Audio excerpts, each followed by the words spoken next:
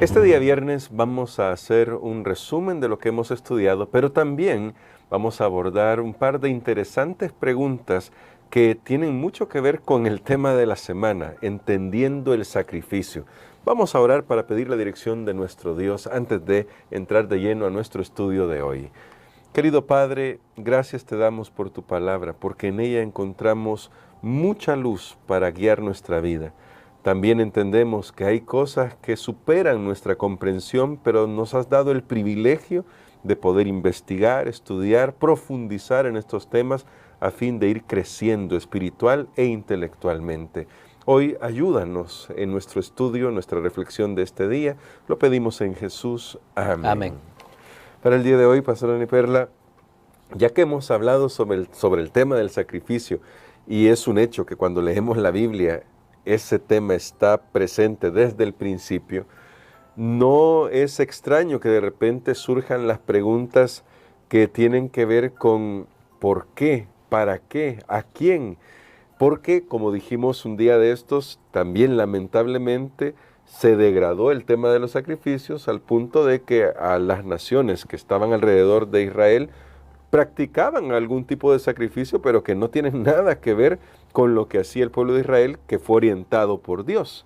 A propósito de eso, nos hicieron dos preguntas muy interesantes que creo que vale la pena contestar, y nuestro pastor Dani Perla nos va a ayudar a aclarar estas cuestiones.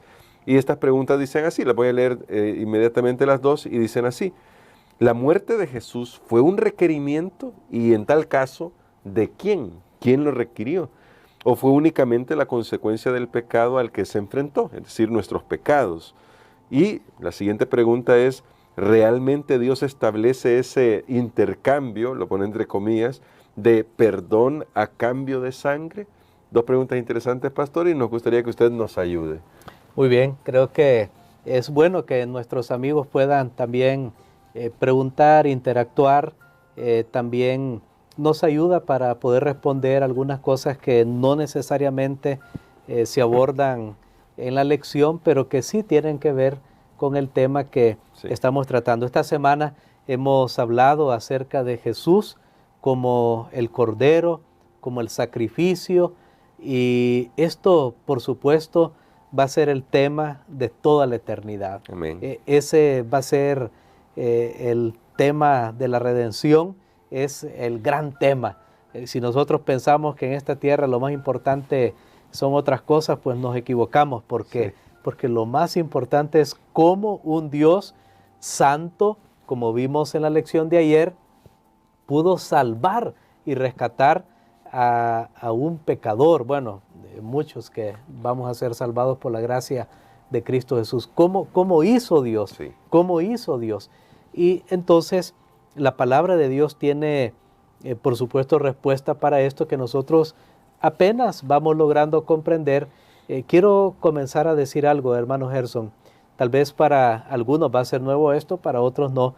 Pero sabe que en la Biblia, tanto para el concepto de pecado o la palabra pecado, como para la palabra o el concepto salvación, no hay una sola palabra, sino que, por ejemplo, para pecado hay muchas maneras, hay muchas palabras que van definiendo lo que es el pecado, Claro. lo que es el pecado. Para salvación también hay muchas palabras, porque una sola palabra no logra encapsular lo que significan estos actos. Por ejemplo, para salvación podemos ver salvación, redención, rescate, propiciación, sustitución, algunas que puedo recordar en este momento, justificación, y cada una de estas palabras eran usadas por los escritores bíblicos por inspiración, por supuesto, del Espíritu Santo, para que estas palabras fueran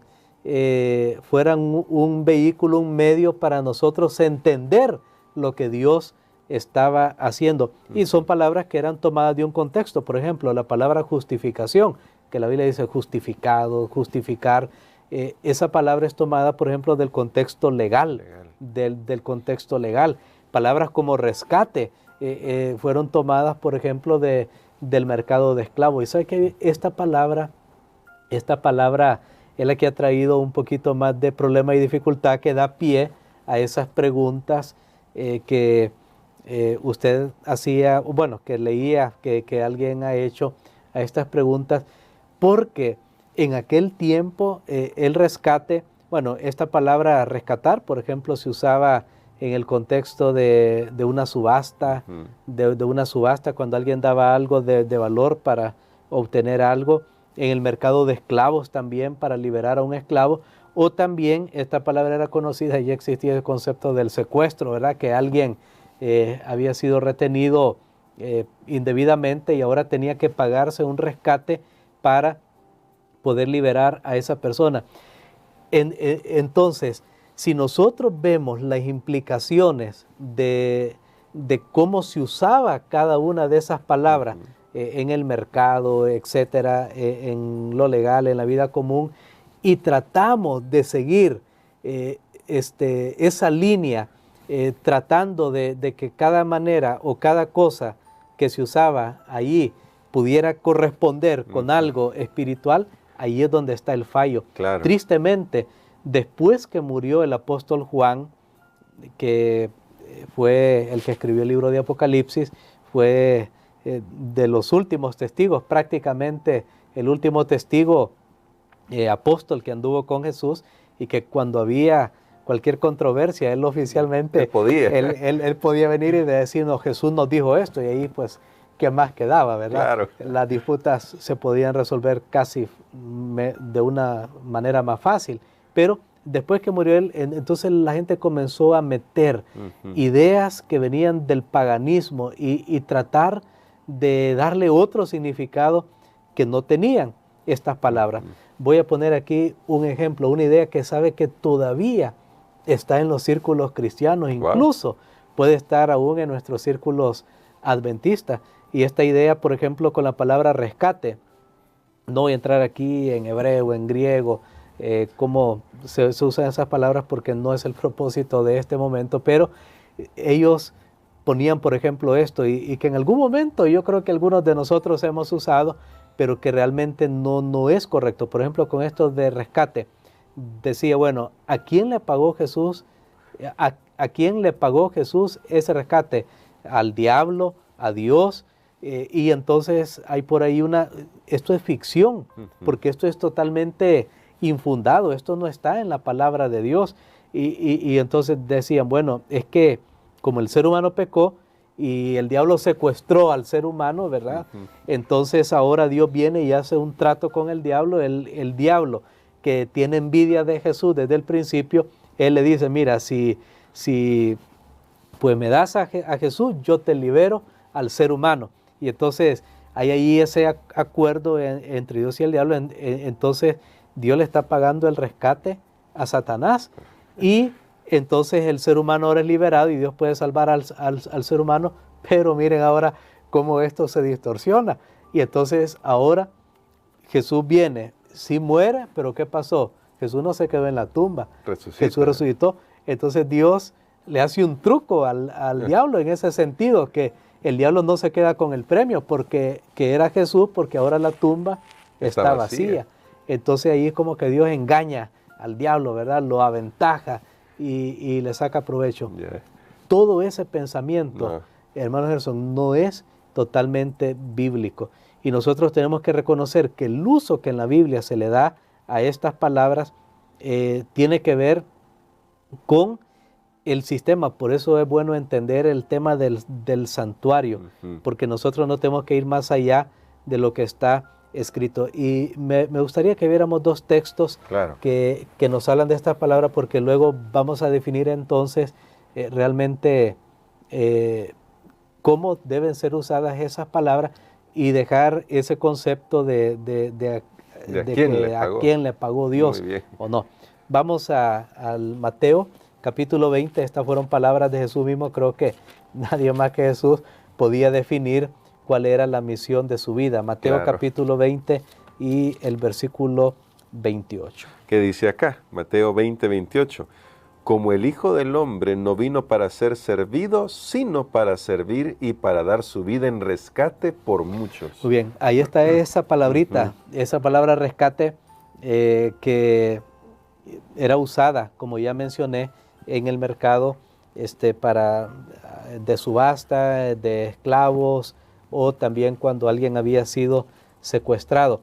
Pero veamos lo que dice Primera de Pedro, capítulo 1, y los versículos 18 y 19. Muy bien, vamos a la carta del apóstol Pedro, Primera de Pedro 1, 18 y 19, que dice así: sabiendo que fuisteis rescatados de vuestra vana manera de vivir, la cual recibisteis de vuestros padres, no con cosa corruptible como oro o plata, sino con la sangre preciosa de Cristo, como de un cordero sin mancha y sin contaminación.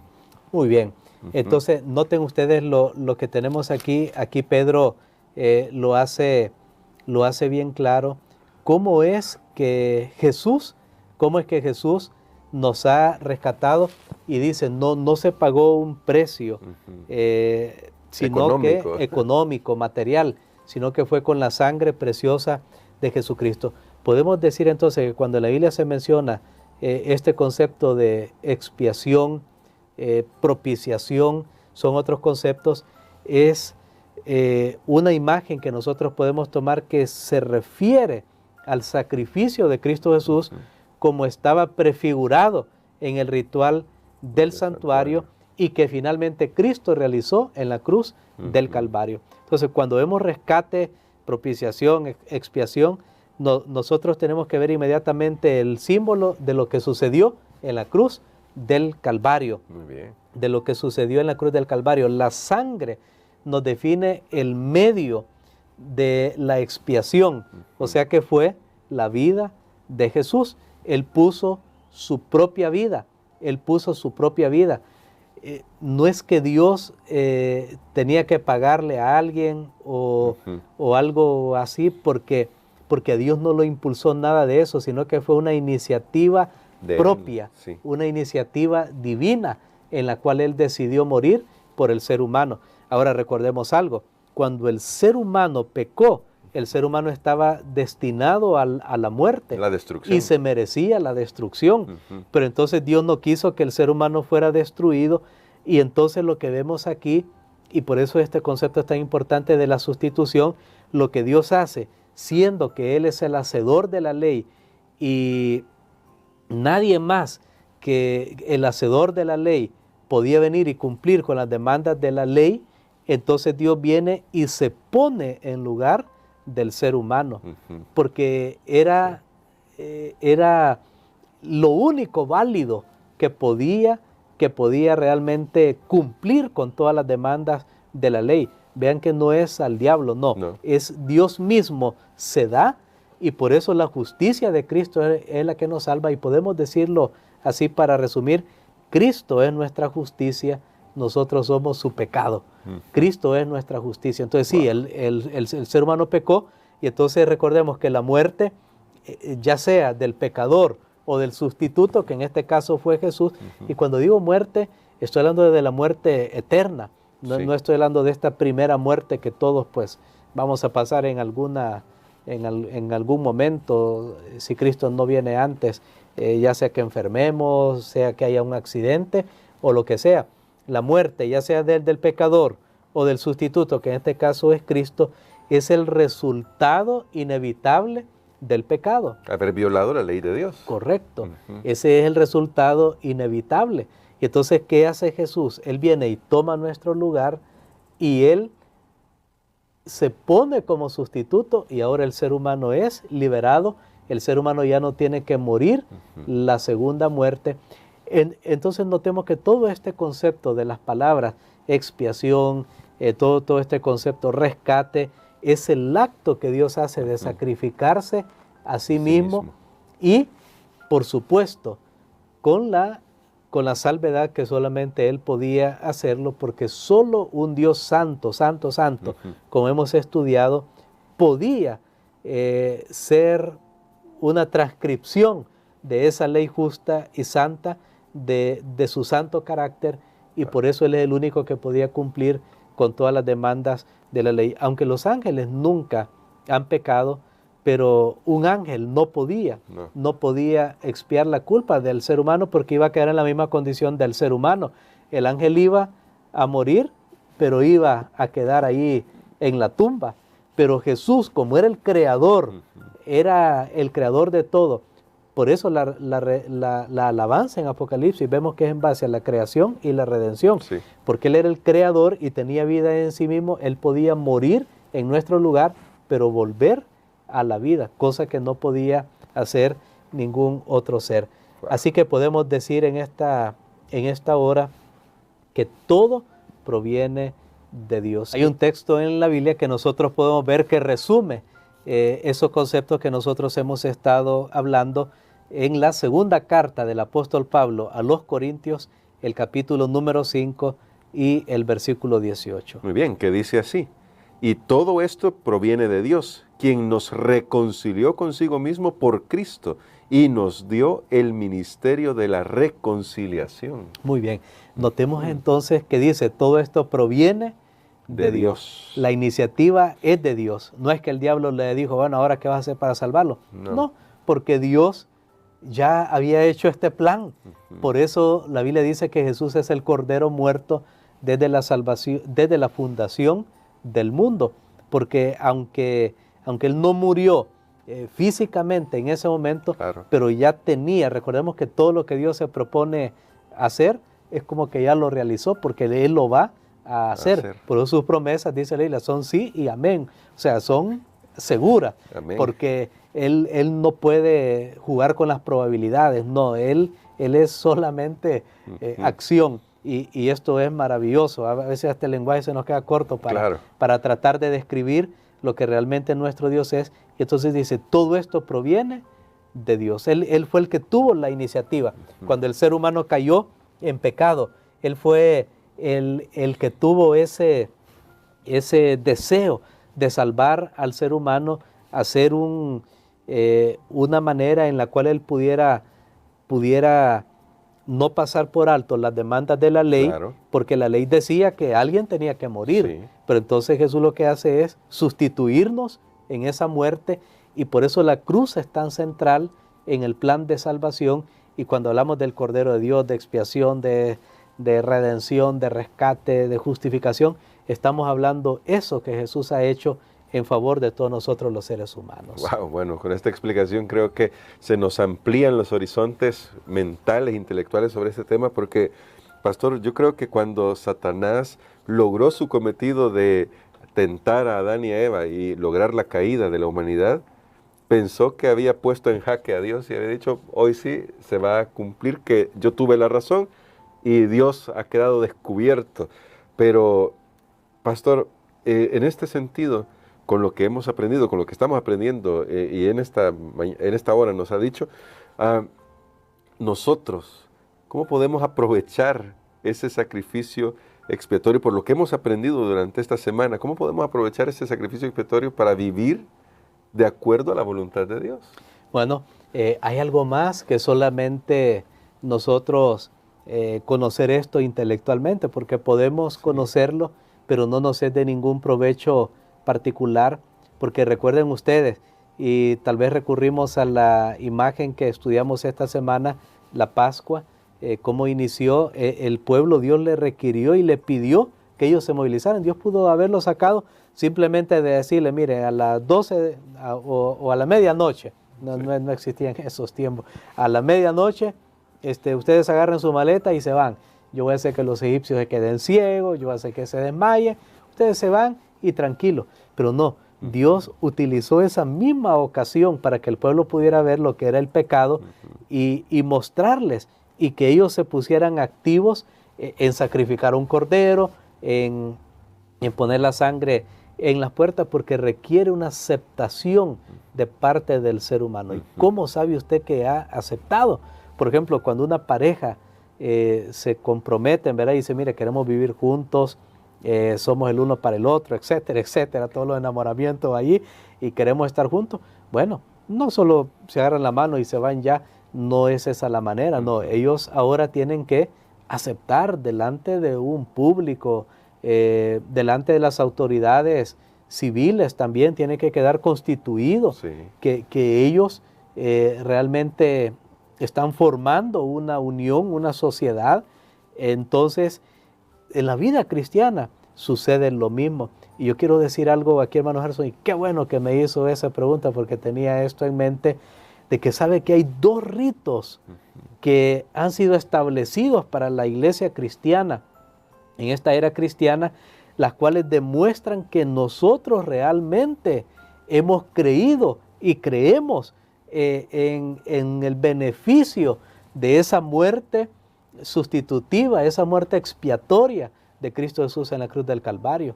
Y esos dos ritos así bien fuertes que tenemos que reflejan esto son la cena del Señor, donde se participa del pan y del vino, y el bautismo. Amén. Que el bautismo simboliza la muerte, la sepultura y la resurrección de Cristo Jesús, y la cena del Señor simboliza su cuerpo que fue quebrantado. Tanto el pan y el vino representan eso.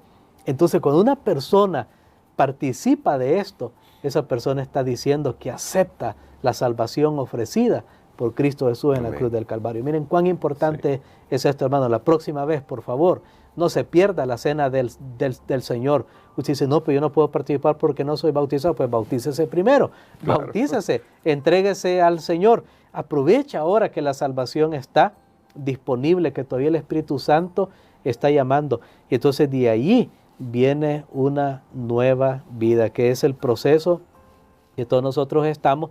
Pero tenemos que saber que lo que sucedió en la cruz del Calvario es tan abarcante con relación a nuestra salvación, que toda persona que acepta a Cristo Jesús no puede perderse. Amén. No puede perderse. El diablo no puede reclamar a esa persona. El diablo no puede mantener a esa persona en la oscuridad cuando una persona es liberado en el nombre de Cristo Jesús. Entonces, esto es maravilloso, y de ahí vendrá una transformación en nuestra vida, que es una obra de toda la vida.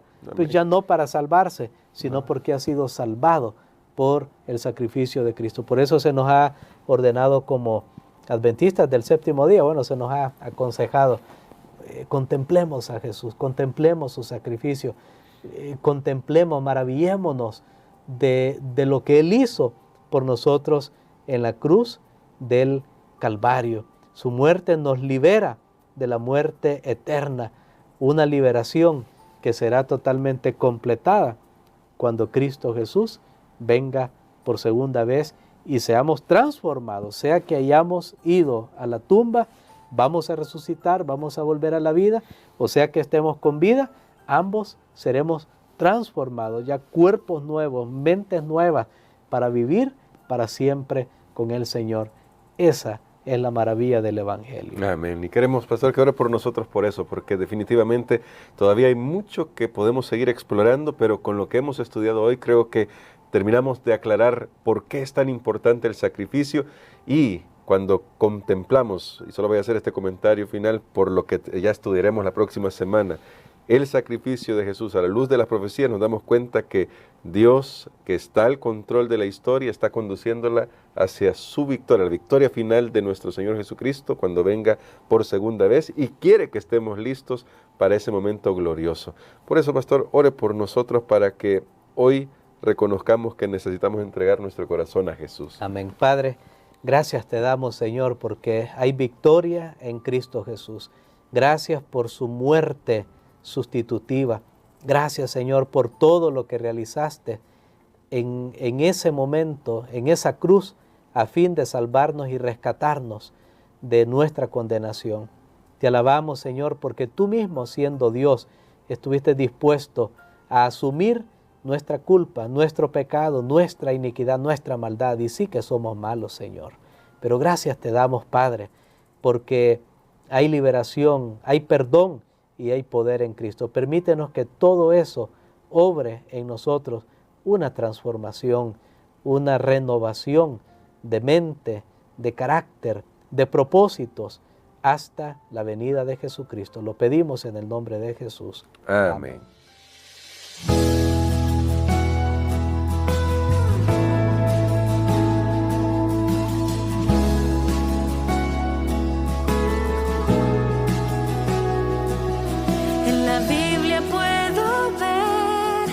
Que pronto pasará. Jesús viene. viene otra vez, nos viene a rescatar. Las profecías ya se cumplen, el fin se acerca ya. Al mundo anunciaremos que pronto